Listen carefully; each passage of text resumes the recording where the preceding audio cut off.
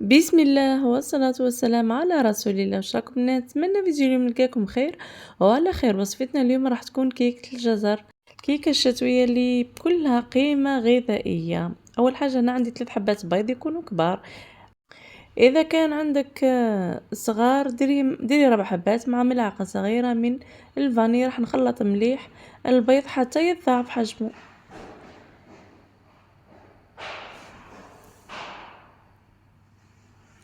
كاس نقص إصبع من السكر.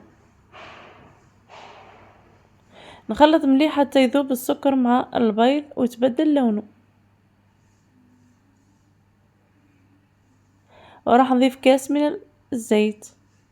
الكيكة هذه ما فيهاش الحليب، يعني الجزر راح فيه ما السوائل، فهو اللي راح يخلي الكيكة نتاعنا تجي طرية.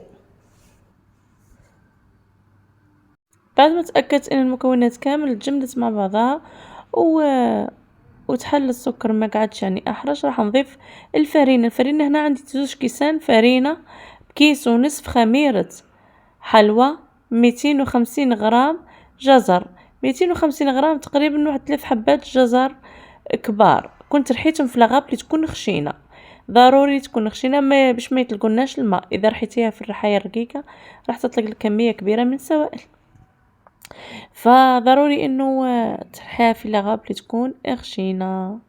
انا بعد ما ضفت الفرينه وضفت خميره الحلوى راح نضيف الجزر ونخلط المكونات كامل مع بعضها مع رشة الملح، وندهن القالب اللي راح نطيب فيه الكيك نتاعنا او كيكة الجزر بالزيت والفرينة. درجة حرارة الفرن هنا 170 درجة، وراح نخليها تطيب على راحتها. خلاص هنايا شوفي فيها الجزر راهي تدي شوي في الطياب تقريبا واحد 45 دقيقة.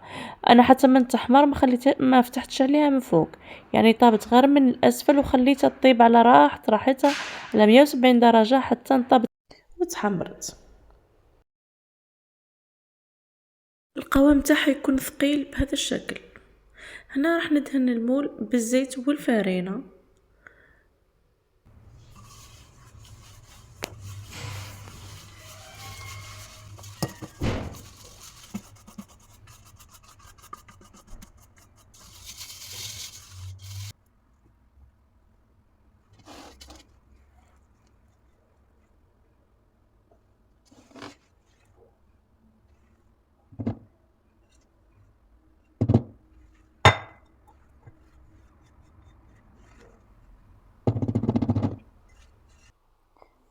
والكريمة اللي راح نضيفها فوق الكيك 2 علب من الجبن.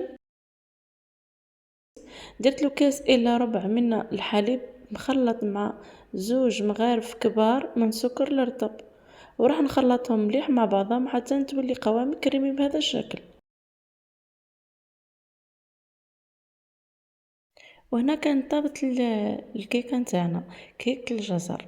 هنا نصيحه انه ما تقلبيهاش مباشره، ديما تجي خفيفه خفيفه خفيفه. هو ديما المسكوسه ما تقلبيهاش مباشره. علاش؟ لانه تكون خفيفه وتكون مازالت سخونه. اذا قلبتيها على وجهها تخليها تبرد باش تجيك خفيفة، فضروري انه تخليها ترتاح واحد 5 دقائق هكاك، ومن بعد تقلبيها في الصحن وتزينيها باي حاجة عندك. اذا عندك كريم شانتي ديري، اذا عندك شوفي، اذا ما عندك انا شوفي اليوم عندي غير الجبن درت بالجبن. تقدري ثاني تزينيها بالياقورت باي نكهة تكون عندك، نكهة الفراولة، نكهة الخوخ، نكهة المشماش. المهم الياقورت هنا يكون كريمي باش يجي بنين.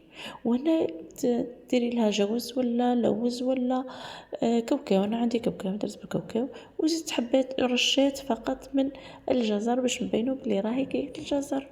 وصدقيني الكيكه هذه اذا جربتيها متاكده راح تعجبك وراح تعتمديها. مش راح نقول لك جربيها، راح نقول لك اعتمديها، لانه من اروع الكيكات اللي ممكن تحضريها للوليدات.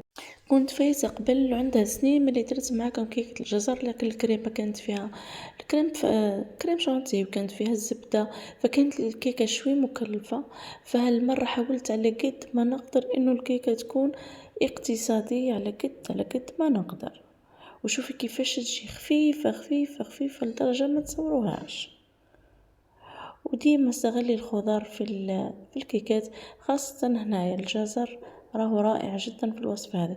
ما تجي بنة الجزر ما راح تسبنيه، ما تبانش كون ما تقولي لهمش انتي بلي راهو فيها الجزر مش راح يعرفوا.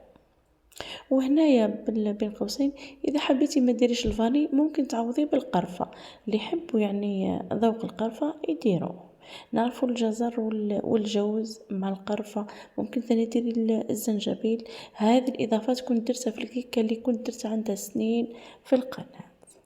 ونتمنى حبيباتي اقتراحنا اليوم يكون عجبكم ويكون افادكم، وما تنسوش اذا عجبكم الفيديو هذا تشاركوه مع أحبابكم وأصحابكم لكي تعم الفائدة. والسلام عليكم ورحمة الله تعالى وبركاته.